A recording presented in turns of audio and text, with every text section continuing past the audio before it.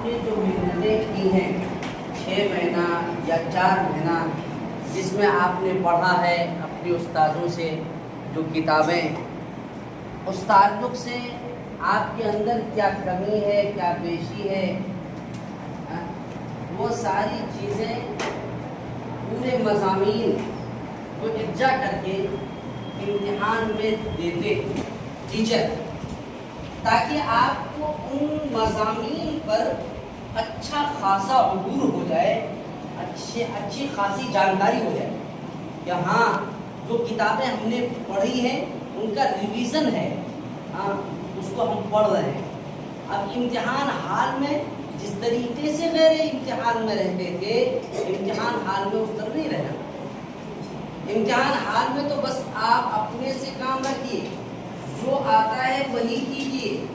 سوالات ہیں آپ کے پاس، اب سوالات جو ہیں تو ہم نے شروع میں بتایا تھا کہ آپ وہ سوال کیجیے جو آپ کو سب سے بیسٹ ہو، یاد سب سے اچھا جانتے ہو۔ جیسے مثال کے طور پر ایک سوال میرے پاس ہے، میں اس سوال میرے ذہن میں یہ کہ اگر میں یہ سوال شروع کر دوں تو آگے چل کر کے بھول جاؤں گا، لہٰذا ایسے سوالات جو تذبذب کا ہو وہ نہ کریں، بلکہ وہ سوالات پہلے حل کیجیے جو آپ کے لیے زیادہ مناسب ہوں، تاکہ ممتحن کی نگاہ میں جب آپ کے پرچے جائیں تو ممتحن یہ دیکھے کہ جب پہلا سوال انہوں نے اتنا اچھا کیا ہے تو دوسرا سوال تو سوچ کر کے اور اچھا کیا ہوگا، لہذا پہلے سوالات میں آپ کے اچھے نمبر مل جائیں گے۔ لہذا آپ ممتحن کے ذہن و دماغ کو بھی سمجھیے، پرکھیے، اور خصوصاً آپ اپنی کاپی پر جب لکھتے ہیں تو ان باتوں کا ضرور خیال رکھیں۔ نمبر 1 کہ آپ اسپیلنگ صحیح لکھیے، ہے نا؟ آپ جو الفاظ لکھ رہے ہیں اس کی اسپیلنگ چاہے انگریزی ہو، ہندی ہو، اردو ہو، تو آپ نقطے کا اور زبر اور زیر کا فرق کر کے لکھیے۔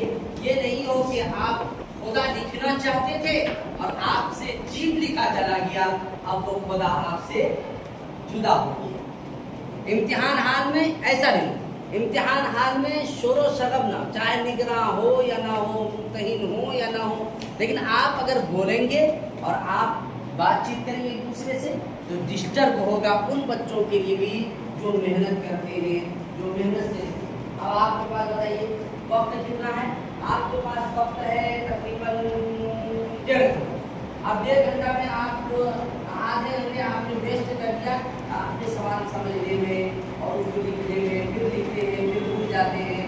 ذہن بھائی امتحان کا موقع جو آتا ہے وہ ذہن کا ریویژن ہوتا ہے، ذہن میں کیا چیزیں ہیں کیا چیز نہیں ہے۔ ابھی تو یہ آ رہا تھا اچانک بھول گئے۔ ہم لوگوں کا ہوتا تھا جب ہم لوگ ایگزام دیتے تھے، ایک شعر کی کتاب ہے، اب وہ ہم پڑھ رہے ہیں، شاعری پڑھ رہے ہیں، پڑھتے پڑھتے گئے 2 لائن پڑھے، پتہ چلا میں بھول گیا۔ اب وہ سوال ہم نے جگہ دیا، اب لکھنا پڑے گا کیونکہ پھر ہم کاٹ نہیں سکتے، اس میں اور نمبر کٹیں گے۔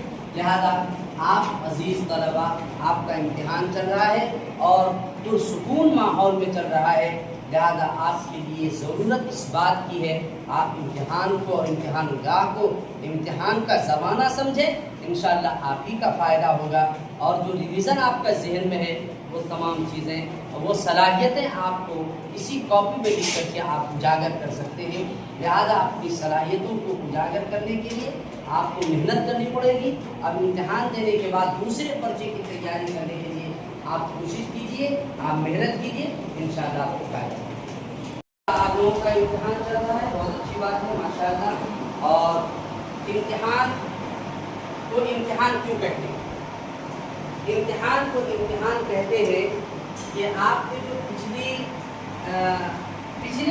سال بھی امتحان دیے ہوں گے، اور دینی مدارس میں 2 امتحانات ہوتے ہیں، ایک ششماہی اور کہیں 3 ہوتے ہیں، ایک ششماہی ایک سالانہ، اور کسی ادارے میں 3 ہوتے ہیں، سہماہی، ششماہی اور ڈانٹ۔ اور یہ امتحان میں سختی اس بنیاد پر ہے کہ میری زندگی اور میرا مستقبل جڑا ہوا ہے اس تعلیم سے، لہٰذا آپ کا انگلش ہے، انگریزی ہے، یہ سب چیزیں کیوں دی جاتی ہیں؟ اس لیے دی جاتی ہیں تاکہ ہمارے بچوں کے اندر، اور خصوصاً حافظ اکبر اقبالی صاحب دامت برکاتہ ان کا ایک مشن ہے اور ان کا ایک کام ہے کہ ہم کسی طریقے سے اپنے بچوں کے اندر हर वो तालीम दें जिससे कि हमारे बच्चे अपना नाम रोशन कर सके। वो कहीं पर गूंगा बेहरा दिलवा दूल्हा न दिखे, बल्कि किसी भी स्टेज पर उसको अंग्रेजी में बात करना हो या हिंदी में बात करना हो या किसी भी जुबान में बात करना हो तो वो बात करने को हमेशा तैयार रहे, फिक्रमंद रहे, और वो ये समझे कि मैं इस सब्जेक्ट का बहुत बड़ा मैं माहिर हूँ, है ना। इस सब्जेक्ट जैसे मिसाल के तौर पर आपको अंग्रेजी में कहीं बात करनी है और आपको किसी ने कह दिया अपने मोहल्ले में, भाई ज़रा अंग्रेजी में ज़रा कुछ बात करो। अब आपके पास अंग्रेजी आए तब तो हो मियाँ। अब कोई शख्स आया और कहीं से कोई लेटर आया और कहा कि भैया अंग्रेजी में है, ज़रा आप पढ़ लीजिए, तो अब आपको आए तब तो पढ़ेंगे आप। उर्दू में आए तो उर्दू आए तब ना पढ़ेंगे, अरबी में है तो अरबी आपको समझ में आनी चाहिए, तब आप किसी के लेटर को, किसी के खतूत को आप पढ़ सकेंगे। लिहाजा मदरसा इमदादुल उलूम की पहचान और एक शनाख्त और एक खुसूसियात में से एक ये है कि आप के अंदर हर तालीम देने की कोशिश करते हैं अराकीन मदरसा। या आप अंग्रेज़ी भी सीखिए, उर्दू भी सीखिए, मैथ भी सीखिए, कंप्यूटर भी सीखिए। और ये जो दौर चल रहा है, ये ऑनलाइन का दौर चल रहा है, ये कंप्यूटर का दौर चल रहा है, इसकी अहमियत तो अभी आपको पता नहीं चलेगा। या आपको इसकी अहमियत का पता और इसका इल्म उस वक्त होगा जब आप यहाँ से चले जाओगे, और जब आपको क्या कहते हैं कंप्यूटर के बारे में इल्म नहीं होगा, लोग पूछेंगे आपने कंप्यूटर पढ़ा है, कंप्यूटर सीखा? अरे मैं तो नहीं पढ़ा भैया।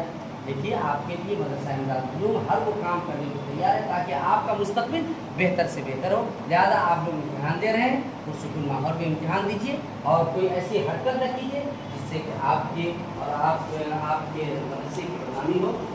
जज़ाकुमुल्लाह व सल्लम।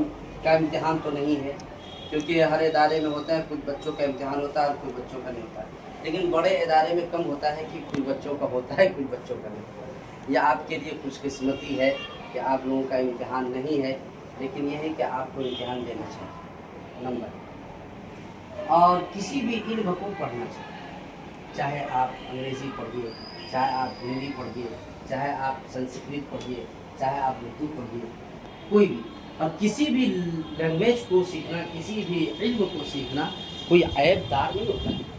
अभी जामिया कलकुआ का नाम सुना है, जामिया इस्लामिया कलकुआ, वहाँ के बच्चों ने हुजूर अकरम सल्लल्लाहु अलैहि वसल्लम का मोहब्बत के इज़हार अपनी अपनी ज़ुबान में की।